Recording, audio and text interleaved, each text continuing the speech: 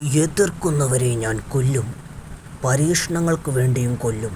ആഫ്രിക്കയ്ക്ക് വേണ്ടി ഞാൻ പകരം ചോദിക്കും. രഹസ്യങ്ങൾ അറിഞ്ഞ നിങ്ങളെയും ഞാൻ കൊല്ലും. കൊല്ലുന്നതിന് മുമ്പ് ഞാൻ എല്ലാം പറഞ്ഞു തരാം. ക്യാമറൂണിലെ ആദിവാസികൾക്ക് അത്ഭുതകരമായ മന്ത്രങ്ങൾ അറിയാമായിരുന്നു. എവിടെയോ അവ എഴുതി വയ്ക്കപ്പെട്ടിട്ടുണ്ട്. ആ മന്ത്രങ്ങളിൽ ഒന്ന് മാത്രം കണ്ടുപിടിച്ചു. ഞാനല്ല, എൻ്റെ അച്ഛൻ.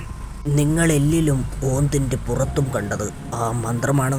ക്യാമറൂൺ പർവ്വതത്തിലെ ചുവന്ന പാറക്കല്ലുകൾ കൊണ്ട് എഴുതിയ മാത്രമേ ആ മന്ത്രം ഫലിക്കൂ. അധികം ആർക്കും അറിയാത്ത രഹസ്യം. മന്ത്രം എഴുതുന്നത് ഏതു സാധനത്തിലാണോ ആ സാധനം പതുക്കെ പതുക്കെ വലുതാകും. മന്ത്രം മാഞ്ഞു പോകുമ്പോഴേ അത് പഴയപടിയാകും. തന്മാത്രകളെ ഉത്തേജിപ്പിക്കുന്ന ഏതോ ഒരു ശക്തി ആ മന്ത്രത്തിലും ഉണ്ടായിരിക്കണം. ചുവന്ന പാറക്കല്ലിനും വിശദീകരണമില്ലാത്ത രഹസ്യം. ചരിത്രത്തിൽ നിങ്ങൾ പഠിച്ചിട്ടുള്ള പല കാര്യങ്ങളിലും നീഗ്രോ കുടുംബങ്ങൾക്ക് കൈയുണ്ട്. എന്നുവെച്ചാൽ 20-ാം നൂറ്റാണ്ടിൻ്റെ തുടക്കത്തിലാണ് അച്ഛന് ഈ മന്ത്രം കിട്ടിയത്. അക്കാലത്ത് അതുപയോഗിച്ച് അച്ഛൻ ധാരാളം പരീക്ഷണങ്ങൾ നടത്തി. ഈ ചിത്രം നിങ്ങൾ ഉറപ്പായും കണ്ടു കാണുമല്ലോ. ടൈറ്റാനിക് 1912 മുങ്ങിയ കപ്പൽ. അതെ, ഈ കപ്പലിൽ വന്നിടിച്ച മഞ്ഞുമല. ആ മഞ്ഞുമല അപകടം നടക്കുന്നതിന് 1 മണിക്കൂർ മുമ്പ് 2 അടി മാത്രം വീതിയുള്ള ഒരു ഐസ് കഷ്ണമായിരുന്നു.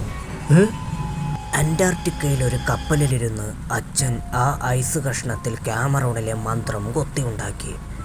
മഞ്ഞുകട്ടയിൽ ഒരു പരീക്ഷണം. അത് വിജയിച്ചു. സമുദ്രത്തിലൂടെ ഒഴുകി ഒഴുകി ടൈറ്റാനിക്കിനടുത്തെത്തിയപ്പോഴേക്കും അതൊരു മഞ്ഞുമലയായി. കൊടും തണുപ്പിൽ മന്ത്രം മായാതെ കിടന്നു.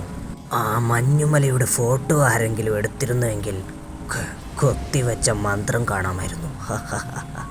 ശരി, എല്ലാം അറിഞ്ഞ സ്ഥിതിക്ക് നിനക്കിനി മരിക്കാം. ഡാഗിണി, ഒരു അബദ്ധം പറ്റി. മായാവിക്കുപ്പി എങ്ങാനും ആ മരുഭൂമിയിൽ ഇട്ടിട്ട് പോരാമായിരുന്നു. എന്താ കറുമ്പച്ചാരി ഒരു ശബ്ദം?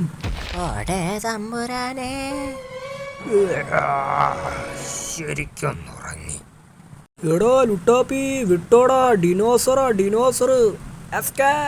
ആ ദുഷ്ടൻ കാപ്പിരി വേറെ വഴിക്ക് ഓടി. ഡാഗിണി, അല്ലേ ഈ ആഫ്രിക്കക്കാരെ വിശ്വസിക്കാൻ കൊള്ളില്ല.